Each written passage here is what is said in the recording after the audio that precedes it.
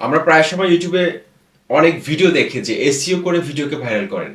SEO ছাড়া video viral অসম্ভব, অনেক ইউটিউবার বলে থাকে। বন্ধুরা আসলে আজকের এই ভিডিওতে আমি আপনাদেরকে একদম সংক্ষেপে বলে দিব যে আসলে একটা ভিডিও ভাইরাল হওয়ার ক্ষেত্রে এসইও কতটা গুরুত্বপূর্ণ ভূমিকা পালন করে।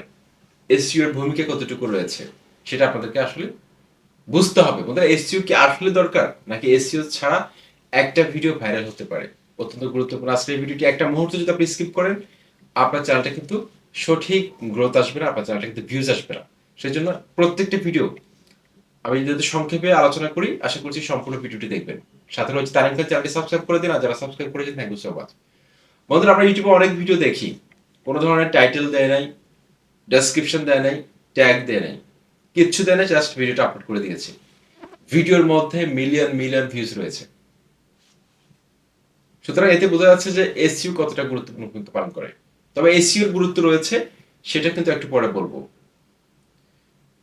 এভাবে আমরা ইউটিউবে দেখি যে কোনো ধরনের সার্চ ইঞ্জিন অপটিমাইজেশন ছাড়াই, এসইও করা ছাড়াই অনেক ভিডিও কিন্তু ইউটিউবে ভাইরাল হচ্ছে। আবার অনেকে আছে শুধুমাত্র একটা টাইটেল লিখে দিচ্ছে, ভিডিওটা ভাইরাল হয়ে যাচ্ছে। দর্শকদের এঙ্গেজমেন্ট যদি বেশি থাকে, ইউটিউব অ্যালগরিদম কিছু করার থাকে না, ইউটিউব অ্যালগরিদম চারপাশে ব্রাউজ ফিচারে ছড়িয়ে দেয় ভিডিওটাকে। এতে করে কিন্তু একটা ভিডিও ভাইরাল হয়ে যায়। তো এসইও কতটা গুরুত্বপূর্ণ ভূমিকা পালন করে, এসইও কখন কাজে লাগে? বন্ধুরা দেখুন, ইউটিউবে যে ব্রাউজ ফিচারটা রয়েছে, যেটা অর্থাৎ হোম পেজে আমরা কোনো চ্যানেলকে সাবস্ক্রাইব না করলে যেসব চ্যানেল আমাদের সামনে চলে আসে, যেসব চ্যানেলের ভিডিও আমাদের সামনে চলে আসে, সেগুলো হচ্ছে ব্রাউজ ফিচার থেকে আসে হোম পেজে।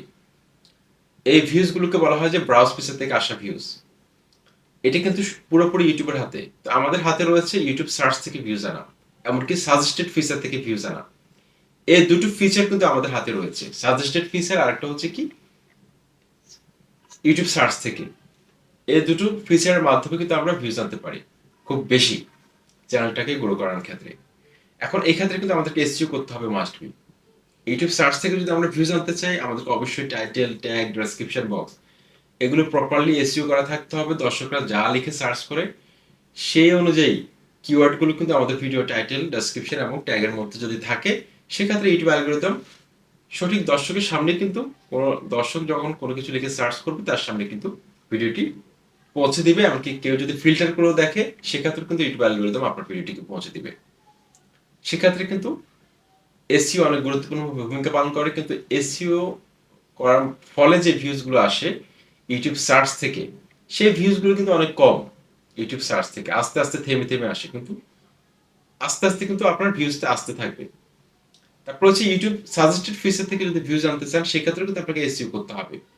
আপনার যে কম্পিটিটর রয়েছে তার থেকে তার যে টাইটেল, ট্যাগ, ডেসক্রিপশন বক্স রয়েছে, সেগুলো আপনাকে 80% মতো মিল রাখতে হবে। সে যদি 5 মিনিটের ভিডিও তৈরি করে, আপনাকে ভিডিও তৈরি করতে হবে 6 মিনিটের, 8 মিনিটের, তার থেকে একটু বড় ভিডিও তৈরি করতে হবে। এক্ষেত্রে তার ভিডিওর নিচে আপনার ভিডিওটা শো করার একটা কিন্তু সম্ভাবনা রয়েছে। সুতরাং আমরা ক্লিয়ার হতে পারছি যে এসইও তেমন একটা গুরুত্বপূর্ণ ভূমিকা পালন করে না ভিডিও ভাইরাল হওয়ার ক্ষেত্রে। আপনার ভিডিও কোয়ালিটি যদি ভালো হয়, সেক্ষেত্রে আপনার ভিডিওটা চলবে। এটাই হচ্ছে মূল কথা।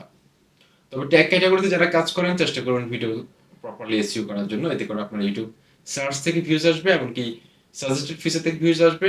একটা সময় কিন্তু আপনার ভিডিওটাকে ইউটিউব নিজেই রিকমেন্ড করে দিবে বিভিন্ন ব্রাউজ ফিচারের মধ্যে। আসসালামু আলাইকুম।